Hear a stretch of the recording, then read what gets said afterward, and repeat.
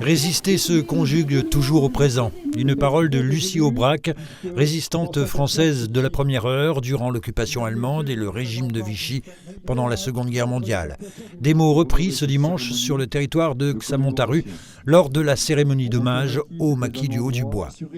Ex-maquis des lois, il fut créé par une poignée de jeunes réfractaires au STO, service du travail obligatoire, puis se renforça rapidement de quelques centaines de maquisards venus de toutes les communes alentours, prêts à en découdre avec l'ennemi. Comme tout maquis, au départ, distribution de tracts, et après, du harcèlement de l'ennemi par des embuscades. Mais le 9 septembre 1944, dans la forêt, un bataillon allemand passe à l'offensive pour éradiquer la poche de résistance.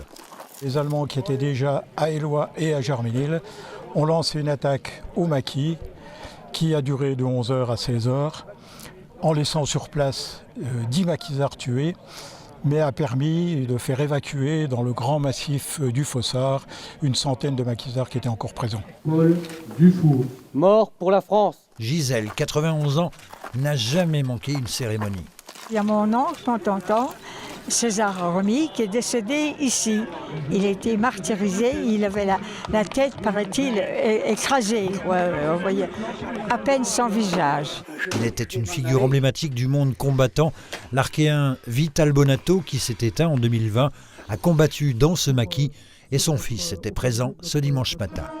Papa a été titulaire de 2 croix de guerre. Bon, c'est des médailles qu'on a qu'au feu, dont j'en suis particulièrement fier. C'était effectivement le dernier maquisard du Haut-du-Bois. C'est pour ça que je me dois, bien sûr, en mémoire de lui, d'être présent. Dépôt de gerbes, marseillaise et chants des partisans ont ponctué cette cérémonie, marquée par une minute de silence en hommage aux 2500 victimes environ du séisme qui a frappé vendredi le Maroc. Merci pour eux.